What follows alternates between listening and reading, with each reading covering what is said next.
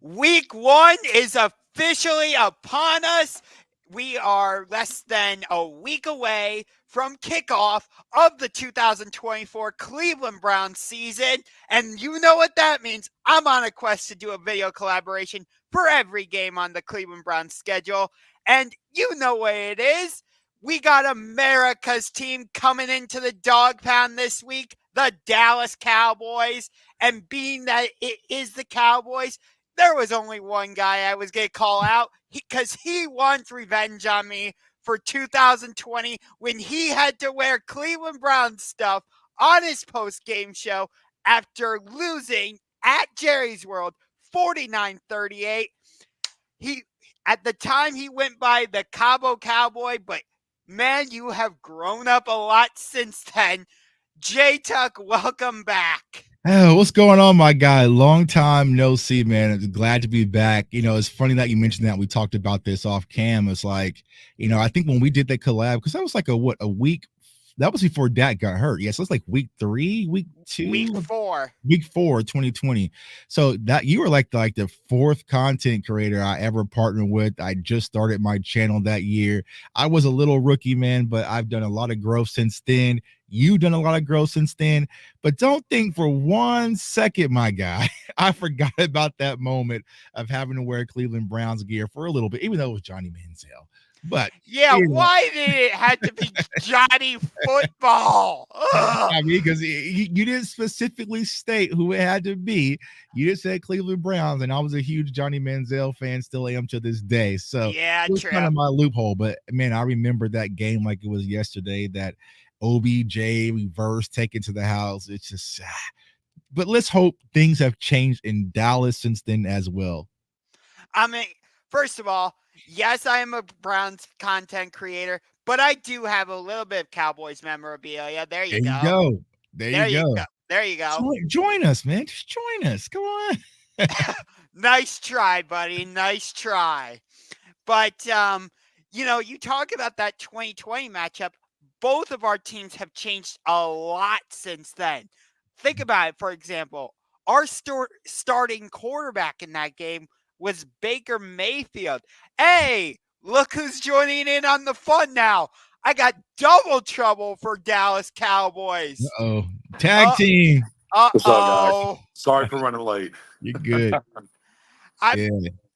Now I'm dealing with a double team. Backup this time, man. Last time I lost. I had to bring backup, man. What we say, man? Grab the tables, man. Yeah. Yeah, now I'm getting double teamed. What the hell? By the way, I was just showing J-Tuck this. Even though I'm a Browns fan, I do have a little bit of Cowboys memorabilia for you guys. There you go. But I can assure you, when it comes to Sunday in the Dawg Pound, I will not be wearing anything Cowboys. Rest assured. I will be decked out in brown and orange, my friends. Here we go, brownies. Here we go. Did I just hear? I mean, they just announced a change to the name of the stadium, so it's Huntington Bank Field now. I don't freaking know. But Nick, Tuck and I were just talking about the fact that, since that matchup in 2020, it's 4 years later, and both of our teams are dramatically different, Right. Like, for example, Baker Mayfield was our starting quarterback in 2020. And since then, we traded him to Carolina. Then he went to the LA Rams, and now he's with Tampa Bay. Oh, yeah. And we also had Odell Beckham Jr. He's not there anymore. Yeah, I mean, look, at the end of the day, NFL stands for not for long, and things can change. I mean, forget 4 years. I mean, they can change in 1 year, right? And how those things move. So Cowboys, look, even for the Cowboys, right, there's some counterparts that are there that from there then, but a lot of the defense, for instance, when we went up against each other, is completely different in Dallas. Some familiar offensive parts from the 2020 matchup for sure, right? Yeah, but defensively, yeah, it's night and day for us for sure since 2020. Yeah. The one key or the one guy that's the same, but I guess different, is one that plays for us now because you traded him to us, Amari Cooper. We I didn't trade him to you guys. You stole him. You Yeah, robbed us. we gave You it to robbed us. you. Yeah, you fleeced us. Because we didn't get anything back of equal value. I'll tell you that. Sir, Matt Wesco's on this team. You need to calm down, Jason. Oh. Is that how it goes? But Mhm. you guys have had a very noisy off season. Like you had Jerry Jones saying all in and everybody trying to interpret what that meant.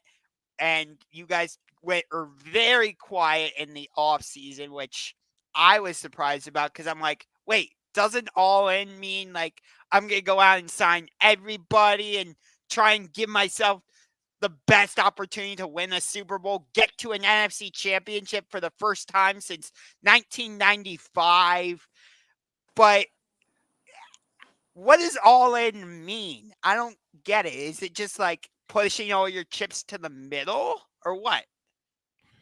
Well, I think for most football fans, we would think all in means exactly what you were explaining. But when Jerry Jones got able to backtrack, he kind of mentioned that all in means he wants the players to be all in on this year and not focus about the future and not focus about future contracts. So I think it was a backslide, right? I think Jerry Jones has back against the wall a little bit, after that Green Bay loss and Clarence Hill asked him a question, kind of gave the fans something to be a little bit optimistic about. But it doesn't feel like an all in off season, especially the way things are still kind of going right now with the looming contract of Dak Prescott. But I will say the Dallas Cowboys will be a good team. So, that's just the problem, man. When it comes to Jerry Jones, it's always a circus. Right now, he's speaking, doing a one-on-one interview with Stephen A. Smith 4 days before the game, and I'm sure it's going to be headlines galore tomorrow. So it's just a circus as is in Dallas, as my guy Nick's always says, as the star turns. But it's been a frustrating offseason. It's been an exhausting offseason for a lot of Cowboys fans, self included, even as media people and content creators. So we are finally ready just to get to Sunday and get to actual football and see if the Cowboys actually improve and put some of those pieces of the puzzle together that we kind of lacked last season. Yeah. Yeah, man. They were all in on the draft since we have 4 starters and a major contributor in Nealon in this draft. So they were definitely all in on the draft, if you will. All in on getting some older guys out and newer guys in, even though we were the second youngest team last year. So, yeah, all in on a defensive scheme change, all in on a stronger offensive line. And I mean, we just kind of see and go from there. Yeah, it's been a very forget just covering the team how I have for going on my 6th season now. Just in general, just been a very different offseason for the fan base and how things have been, just because of how things abruptly ended against Green Bay, and then, as you said, the noise, right? The all in here, what are we going to sign there, and oh, we're worried about who's here. Like, just it's typical Cowboy stuff, but it's just it's aspirated just because you're keeping the coach on a 1-year deal. You're bringing a new coach on a 1-year deal with all the other things circling around it. So, yeah, football can't come quick enough come Sunday for us. So you talk about that, like you just recently gave CeeDee Lamb the extension he was looking for. Micah Parsons hasn't gotten his extension yet. Dak is looking for his extension. Mike McCarthy is on his last year. Do you like the way Jerry Jones is running the team, or do you wish like he would give up his general manager role? Yeah, I think we all will agree. We want him to give it up, but will he give it up? Absolutely not. And I think the biggest concern is if he gave it up, who would he give it to? Probably Right. his son. So those same situations will probably still be relevant today because Jerry Jones right now, he's really just a mascot. Let's be honest. Stephen Jones is the one that's pulling all the strings and having all the conversations. So do I like the way the Cowboys went about this offseason? No, I feel like you could have got the Dak deal done a lot sooner. We wouldn't be having this dark cloud. I feel like you could have got the CeeDee Lamb deal done a lot sooner. I mean, Jefferson was signed, weeks ago, and we drugged this out to the last minute. Now, granted, we got the deal done. So what Cowboys try to do is give the Cowboys fans this big hooray, like, oh, we just signed CD. It's a big parade. Well, he's missed all of camp. He's missed all of OTAs. So is he going to be in game shape? Because it's different from running on a treadmill. So it's like those things could have been avoided, but he made your top weapon really drag this out when you knew that you were going to end up signing him anyway. So, I think the Cowboys, I always said they have a very proactive, reactive mindset versus a Right. proactive mindset. Like they always just kind of wait till last minute to get things done versus jumping the gun. Like you mentioned Micah Parsons, right? Well, correct me if I'm wrong. Wasn't we having conversation, Knicks, about Surtain? But Surtain has already got his extension a year Yeah. early. With Devontae. With Hey, Devontae. here's So another one. all So it was Sartain's agent, by the way. Do you right, know that? right, same agent, right, same Yeah, agent. same agent as Lamb. Same agent as Right, Lamb. same as So Lamb, yeah. right, right, and so he got the deal done a year. So it's just the Cowboys are always kind of sitting back, and they let the price continue to climb, and then they want to blame the Right. players. It's just frustrating. So, do I like it? And even No, but I understand it now. and even to even to take it into the matchup standpoint of things here that Tuck was just talking about. Go ahead. If you have Lamb done earlier, and opportunity where you're going to have a really good defense, right? This defense was, in my opinion, was the top three defense in the league last year in Cleveland. You want all hands on deck for that, specifically with the young offensive line, because you have two rookie starters. Well, because it took so long, now this week leading up to the game, right, we're hearing he's on a pitch count, through practice to getting ready to go for Sunday.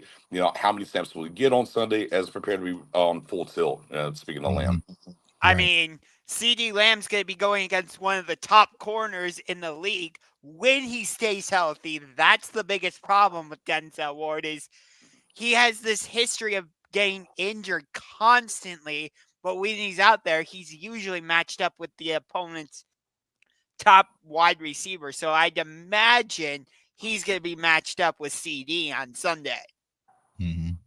For sure. And like Nick was saying, imagine that's happening, but 88 is on a pitch count.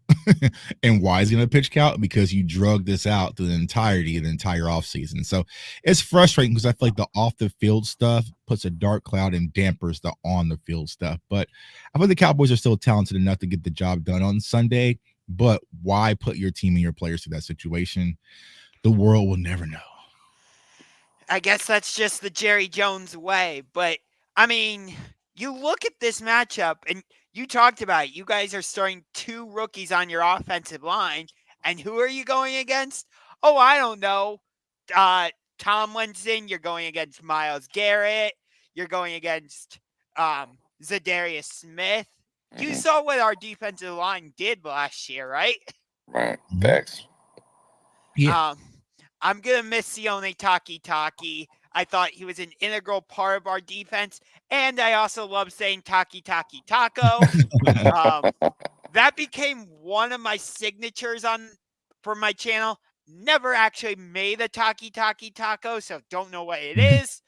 But we'll see how Jeremiah Owusu-Koramoah fills in for him. I do have a couple other questions about our secondary because other than Denzel Ward, I'm like, who's that other guy that's going to step up? And we have Greg Newsome, but we just drafted him a couple years ago. I'm like, so our secondary for me is my biggest question mark. Yeah, you mentioned it. And I think for the Cowboys standpoint, right, this is the perfect test, right? Because everything that we spoke about trying to revamp this all season is going to be tested, right? We wanted to get stronger offensively on the offensive line. Well, you're going to get a big physical defensive line. Let's get them battle tested, right? But also defensively, we want to focus and put an emphasis on stopping the run. Well, even though Chubb is going to be out, you're going to have Ford and some other guys. Can you stop the run? So I think Cleveland is going to test all the issues that really came out and got exposed for last season to see if the Cowboys really improved or is it still a big Kohler question mark. So, overall, I think this is going to be a very physical game. You already mentioned defensive line. On the offensive side of the ball, I feel like our defensive line is going to be a lot more physical. And then when it comes to your secondary, if CeeDee Lamb's on a pitch count, okay, well, maybe it's going to be, Greg Newsome lined up versus, quote unquote, Jalen Tolbert get his first kind of, real productive minutes at the NFL level. But we also have, Brandon Cooks on the other side as well. But then also we have to sit back and see, what does our running backs look like? Okay, are we going to be able to have a run game? I know Zeke's going to be RB1, though that might tick a lot of fans off. It's going to be running back by committee. So a lot of huge question marks for the Cowboys that I think is Cleveland's going to come out there and test heavily. But you guys have a new offensive coordinator in Ken Dorsey. How is that going to shape up? Has Deshaun Watson cleared up after the injury? There's a lot of things to focus on Sunday. It's interesting that you bring up Deshaun Watson. And Nix, I was talking about this with you on your stream earlier on Twitter. I do see a similarity between the situation Dak Prescott is going through by trying to get a new contract and Deshaun Watson. I get it. Deshaun already has his contract, but on one side, you've got Dak trying to justify, like, hey, I deserve another contract extension here in Dallas. And then on the other side, you have Deshaun Watson, who has not been able to stay on the field because of the 11-game suspension. Don't want to get into the details of all that. And various injuries, trying to justify that, hey, Cleveland, you made the right decision, not just by getting rid of Baker Mayfield, but by giving up all the assets that we gave up to Houston and then giving them the $230 million fully guaranteed contract. So again, I know it's not exactly the same situation, but I do see some parallels. Well, I mean, yeah, I mean that's why Cleveland went out and got a Ken Dorsey, right? Because he does things that's more familiar to what was in Houston whenever Watson was performing at a different level, right? And then obviously they got Elijah Moore from last year. Then they go get a Jerry Jeudy. So they're trying to get a return on their investment, right? The money's there, but they're supplementing that around him to get the return on investment for sure. Dak, on the other hand, sure, contract, absolutely trying to get it. Either he's going to get it here or elsewhere. We do know that. I think we would probably like to see the Cowboys also implement things around Dak, how they're trying to get Watson, even though we see where Dak's kind of playing now. Yeah. Yeah. And people are trying to tell me, that Deshaun Watson still has that Houston version of him somewhere. And I'm like, what evidence do you have other than the second half of that Baltimore game? Because that's always the game people point to. And I'm like, can you give me other examples? And they'll either go to the game against the Tennessee Titans or the Arizona Cardinals. And I'm like, okay, it's the Titans and the Cardinals. No disrespect to them, but they're not like the Chiefs. Well, we can't disrespect the Cardinals. Yeah. Okay, fair. Yeah, we don't want no smoke with Cardinals. Philly either. Okay. Right. Yeah, somehow the Cardinals beat the Eagles and you guys, but lost to the Giants and the Commanders. I don't get it. But do you get what I'm saying? It's like people want to try and justify, like, he has that Houston version of himself. And I'm like, does he, though? Does he really? I don't know. Well, I'll say this, my kids kind of overkill this word, but it's like aura points, right? And I feel like when anytime someone plays against the Cowboys, you got to add a few aura points to them, right? And I feel like Deshaun Watson, he knows, right? There's a lot of question marks. Was he worth it? Is he going to be the guy that he was in Houston? Should the Browns have made the decision that they made? What better way to prove yourself coming back off an injury? The whole world is watching versus the Dallas Cowboys. So I expect Deshaun Watson to try to have one of those Houston-esque performances, but it's going to be up to Dallas Cowboys defense to go out there and show improve as well. And if they're able to get pressure and rattle him a little bit, there can be some turnovers. He can make those costly mistakes. He can get sacks and things on him. But I expect Deshaun Watson to be on full go on Sunday to try to have one of those games to kind of prove that he's back. So the Cowboys defense is going to have to come out revved up and ready to go. So would you say Deron Bland is an X factor for you guys defensively on Sunday then? Nope. Yeah, I mean, him being out. Yeah, I mean, him being out for sure hurts. He would have been. Yeah. And that's unfortunate, right? Because now you're having Trayvon Diggs, who came off the ACL injury, and he's just going to go out there. And who is he going to go out there against? That's Amari Cooper. It's not a warm up, right? It's not dipping your toe in the water. So if you're lined up versus Amari Cooper, okay, that's going to be a challenge, even with the fully healthy Trayvon Diggs. And then on the other side, are you going to go with the rookie and Kalen Carson going against Moore, or are you going to have him in the slot, or with Jordan Lewis lined up against Jerry Jeudy? So, like I said, for us, there's a lot of question marks. Our players got to kick back and relax all preseason. No snaps, no nothing, right? So they're going to kind of hit the ground running and just try to hope for the best. But that Deron Bland injury, man, it hurts. It hurts bad because it doesn't give Diggs the opportunity to kind of work his way back into things. It's like, oh, well, welcome back, bro. We need you. Here you go, against Amari Cooper versus maybe Deron Bland could have took on that challenge a little bit and kind of help ease the pain for Trayvon Diggs. Okay. I mean, you're not the only one dealing with injuries because Jedrick Wills is probably not going to start on Sunday for us. So that hurts our offensive line going against a very stout defensive line for you guys that features, I don't know, one of the best defensive players in the league in Micah freaking Parsons. So I'll be curious, does Parsons line up against whoever is replacing Jedrick Wills on that offensive line? Or yeah. I mean, right. I mean, Zimmer's definitely going to give him some opportunities against. It looks like it's going to be Conklin, which, look, Conklin's been a starter in this league before for Tennessee, so you could do a lot worse at depth. But, yeah, I think it's going to be interesting how Zimmer decides to attack that left tackle position. But, yeah, I would have to say Parsons is definitely going to get an opportunity to go against the backup there for sure. Yeah, that's been the whole focus this offseason, right? They kind of kept it, tucked under the, close to the chest, but I think Micah Parsons is going to be moved around and get a lot of one-on-one spots. And I think that's what, Zim's defense really is going to focus on is getting Micah Parsons one-on-ones. And, yeah, if it's versus your left tackle, then better slide protect. So be it. Yeah. And it's good to hear you, being a Cleveland Browns guy, speak so highly of Micah Parsons, because there's a lot of people in Cowboys Nation that doesn't do the same. Sounds crazy, right? Just trade him and get all the picks. Oh, yeah. Just trade him, get rid of him. We get more picks. I mean, think about that's one of the storylines I'm interested in.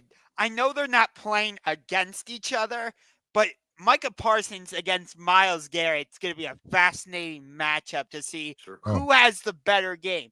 Not necessarily in terms of stats, but who affects the game more. Like, is Micah Parsons going to be able to generate a lot of QB pressures on Deshaun Watson? Or is it going to be Myles Garrett that gets the double teams and allows Zadarius Smith to feast on Dak Prescott? Those types of schematic things, that's could be a huge part of what decides this game. Oh, Mike is definitely aware. He spoke about it in the interview today, right? So he knows Myles Garrett's on the other side. I don't think he's going to come out in public and say, like, I'm going for defensive player, but he wants to go out there and wreck the game. I think Micah wants to prove that he's more than just a sack guy, right? Because we've seen sack guys, right? Hell, there's a sack guy, and, well, he's not in New York right now, but in Hassan Reddick. So it's like, but are you a game changer? Are you a game wrecker and can affect the game defensively at all aspects? That's what Myles Garrett has shown. And I think Micah Parsons really wants to show that as well, like just helping in the run game, maybe playing a little bit of linebacker here, getting bats on the balls, getting sacks, like just being disruptive.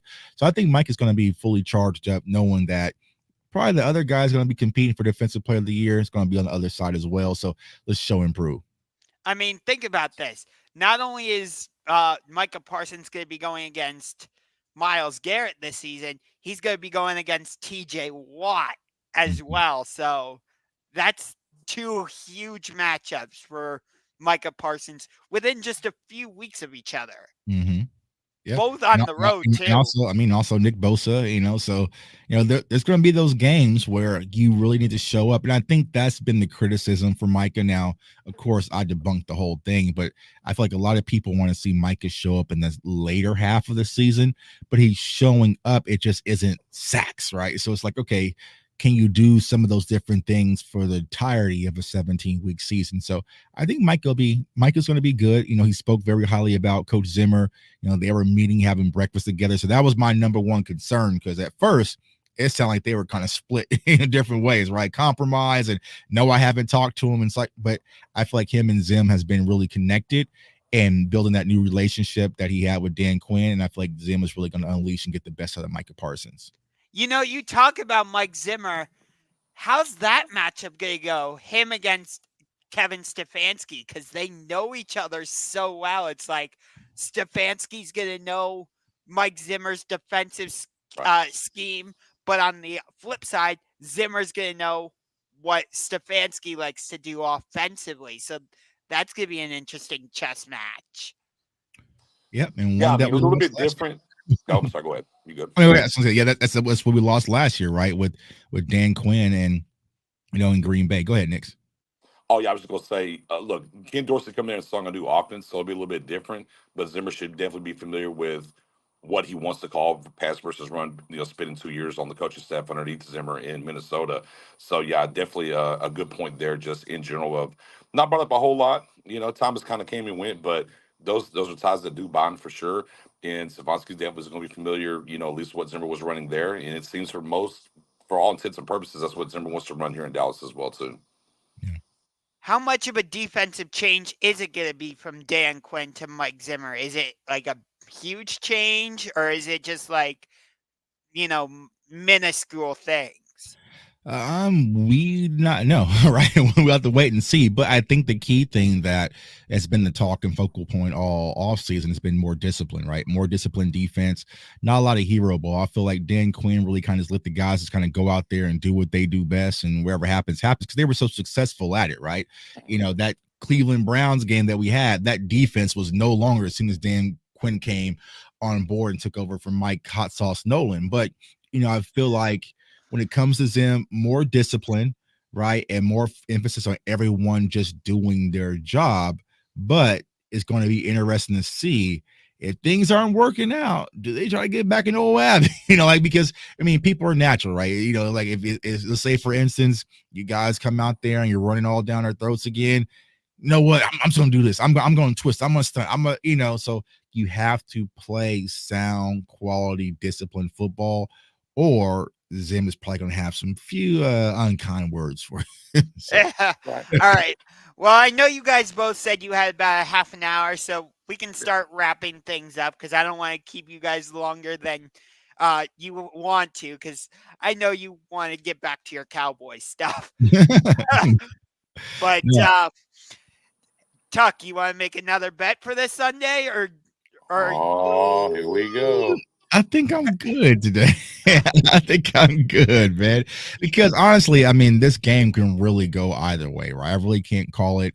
If you look at the odds, Vegas is flipping back and forth. Cleveland been the favorites, and now the Cowboys are Cleveland. So it's just a lot of unknowns. I just don't have that confidence yet because I haven't seen my team. I haven't seen the defense. I haven't seen how Trayvon Diggs looks. I haven't seen anything besides just going off optimism from last season. So to answer your question, no, I will not take on that bet this day. Okay, fair enough. But I'll give you. I'll give you a 10 wing bet. Yeah, I do some wing. I'll do some wings or steak or whatever. I can't do the Cleveland gear thing. I can't do that. I went back and watched that today. I'm just like, oh my God. I still can't believe you actually did it like right after on your post game show. I thought you would let's get it over with, man. Let's get it over with. And and but you did it you took advantage of rookie Tuck, man. But now, now since I know better, what I'm saying? Hey, speaking of veteran Tuck, I'm like I told you before, I'm one subscriber away from 600. So if you haven't subscribed yet and you're watching, what the heck are you doing? Hit that subscribe button and get me to 600, and then we'll go to 700, 800, 900. You know the whole ordeal. 1,000 and beyond. Yeah, but I always love talking with you, Jay Tuck. It's been awesome getting into your Twitter spaces, Nix. We're going to stay in contact. Absolutely. I might do a little bit of trash talking with you guys when I'm at the stadium, because rest assured, I will be screaming my lungs out, not wanting to fall to 1-1 against you specifically, Tuck. Yeah. I want to go to 2-0 against you. Oh man, I can't let you get that, man. I can't let you get that. Like I said, that OBJ reverse. Because the crazy thing about that game, man, I remember we were getting dog walked and Dearness Johnson was going crazy, but Dak was roaring back, man. Like that was once again Dak trying to improve itself, prove it deal Dak, right? And man, he came screaming back, and then all of a sudden there was OBJ, and then you see Jalen Smith pulling up slow, and then it's just like, it was like, oh my God, then Xavier Woods. And so, I would say that we don't have those problems. I feel like this Cowboys defense is a lot faster, man, but that Cleveland game still kind of just till this day. Okay, so it's interesting. I was looking up the series history between the two of us. prior to that game in 2020, you had beaten us 4 straight years, including week 1 in 2008. But coincidentally, we lead the all-time series against you. I believe it was 18-14. So I don't think that's going to have a lot of weight or bearing on the outcome of Sunday's game, but just a little nugget to throw your direction. Should be a good one. Should be a good one. Yes. Absolutely. Good test out the gate for us. Yeah. Yep. It'll be interesting because we head down to Jacksonville next week. So it'll be interesting to see what we look like coming out of this game. And you guys have to head home and play New Orleans. Yes, sir. So will Derek Carr be the quarterback in that game? I have no idea. Right. Who knows? Saints don't know. They don't know. Right. Exactly. They don't know. All right. You want to do some score predictions? Sure. I think it's a low scoring game. I definitely think it's a low scoring game. I'm going to go, I'm going to go 23-13. I think it's close, 16-13 in the fourth quarter. Cowboys found a way to get a touchdown late to put it away. 23-13. I think it's going to be a nip and tuck game to the very end. All right. And I'm going to go with the Cowboys 24-17. All right. So even though I'm a diehard Browns fan, I picked against the Browns occasionally because I'm not one of these crazy fans that thinks, oh, the Browns are going to go 13-5, or that's not possible. I mean, 12-5. You know what I'm saying, and win the AFC North and blah, blah, blah, blah, blah.